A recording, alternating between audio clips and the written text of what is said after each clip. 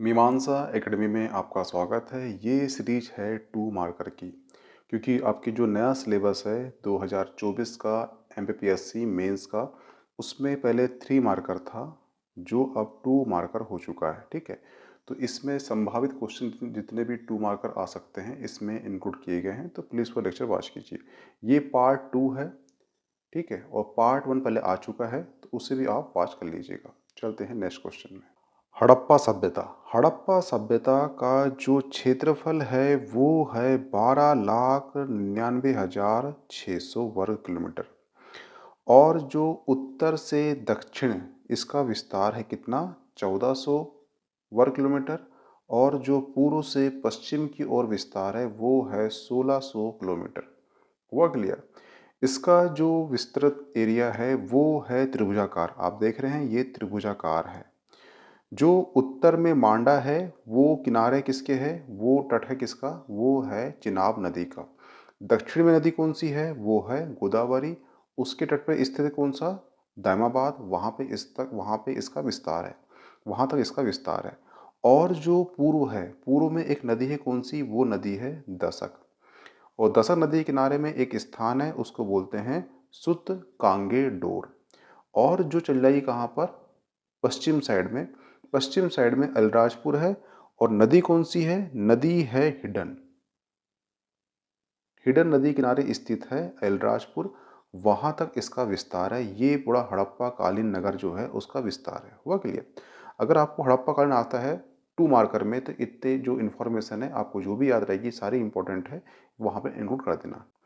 Next question है राय बहादुर दयाराम साहनी। इन्होंने जो है सिंधु सभ्यता की खोज की थी। कब की थी, वो की थी 1921 में की थी। अगर 2 मार्क के लिए आता है तो इतने पॉइंट आपके लिए सफिशिएंट है। नेक्स्ट क्वेश्चन, सिंधु सभ्यता के 6 बड़े नगरों का उल्लेख कीजिए या उसका नाम बताइए। तो एक है मोहन जोदाड़ो, हड़प्पा, गढ़बारीवाला, राखीगढ़ और कालीबंगा। जो राखीगढ़ है ये आपके लिए आईएमपी हो जाता है, क्योंकि जो भारत है, भारत में जितने भी स्थल मिले हैं हड़प्पाकालीन, उसमें से सबसे बड़ा नगर कौन सा है, तो वो है राखीगढ़। ये कहाँ पर है, तो ये है हरियाणा के हिसार, हिसार जिले में स्थित है। इसकी वर्तमान अवस्थिति ये है। ठीक है, अब चलते नेक्स्ट। धौलावीरा। धौलावीरा करंट का इसलिए टॉपिक बना हुआ है, चर्चा में इसलिए है क्योंकि 2021 में जो यूनेस्को ने अपने विश्व विरासत स्थल में इसे सूची में शामिल कर लिया है। और जितने भी सिंधु सभ्यता के स्थल है उसमें से ये पहली साइट है जिसको इसमें शामिल कर लिया गया है, इसलिए ये आपके लिए आईएमपी हो जाता है। हुआ क्लियर? इसकी अवस्थिति है गुजरात के कच्छ जिला में। ठीक है, नदी कौन सी है, लूनी। याद रखना कि जो कच्छ जिला है वहाँ पर दलदल है, वहाँ पे जाकर जो लू नदी है वो वहाँ पे लुप्त हो जाती है। और उसी किनारे में एक हड़प्पा का एक सिंधु घाटी सभ्यता का एक स्थल मिला है, वो है धौलावीरा। इसलिए ये आपको याद रखने में आसानी होगी कि लू नदी के किनारे ही कौन सा नगर है, वो है धौलावीरा। ठीक है, इसके खोजकर्ता कौन थे, तो वो थे जेपी जोशी, इसके खोजकर्ता थे। हुआ क्लियर? इतने पॉइंट आपके लिए 2 मार्क के लिए काफी है। नेक्स्ट क्वेश्चन है राखीगढ़। राखीगढ़ है, जितने भी आपके लिए खोजे गए हैं सिंधु सभ्यता में नगर खोजे गए हैं भारत में, उसमें सबसे बड़ा नगर कौन सा है, तो वो है राखीगढ़। ठीक है, ये किस नदी किनारे है, तो वो है घग्गर नदी किनारे।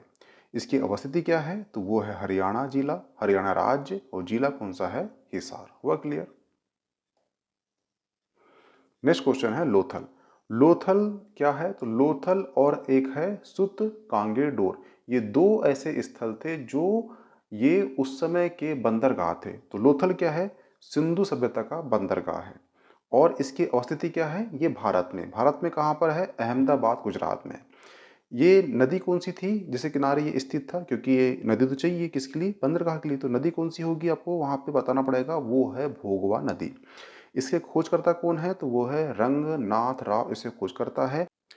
ये आपका पीटी का फैक्ट हो सकता है कि यज्ञ की वेदी कहाँ मिली है, तो वो मिली है लोथल में।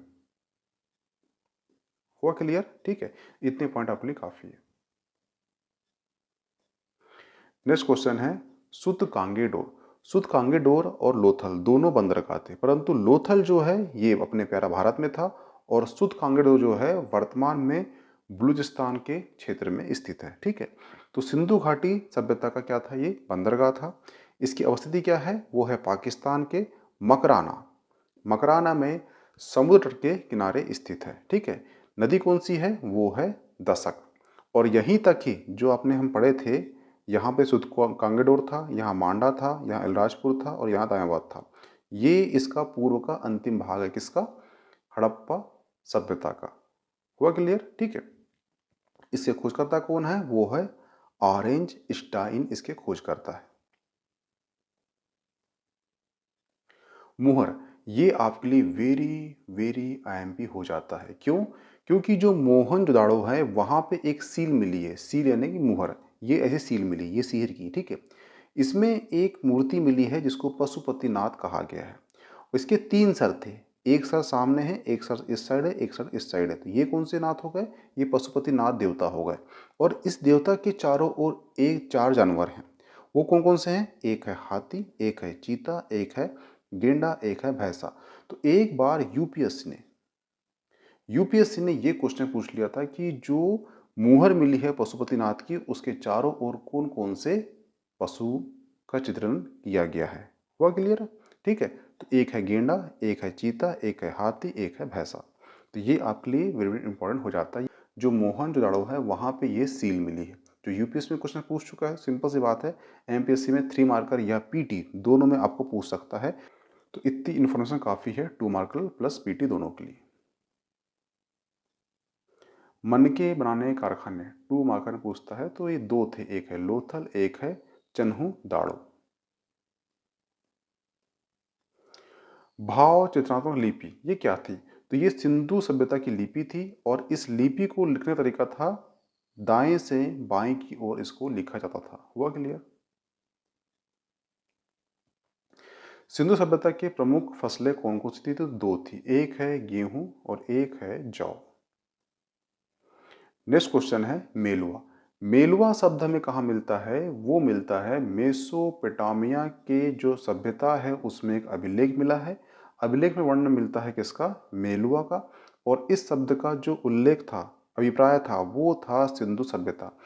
यानी कि आज जो हिंदुस्तान, इंडिया, भारत जो नाम है भारत देश का, इसके पहले भी जो नाम था, सबसे ओल्डेस्ट नाम कौन सा था, तो वो था मेलुआ। ये हमें कहाँ मिलता है, ये जो मेसोपोटामिया की सभ्यता थी वहाँ पे एक अभिलेख है, वहाँ पे ये वर्णित है। हुआ क्लियर।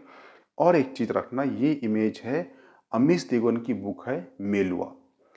कभी क्वेश्चन आपको आ जाए कि मेलुआ जो बुक है किसने लिखा है, तो वो अमीश देवगन ने लिखा है। ठीक है, और इसमें मेलुआ कहा गया है भगवान शंकर को।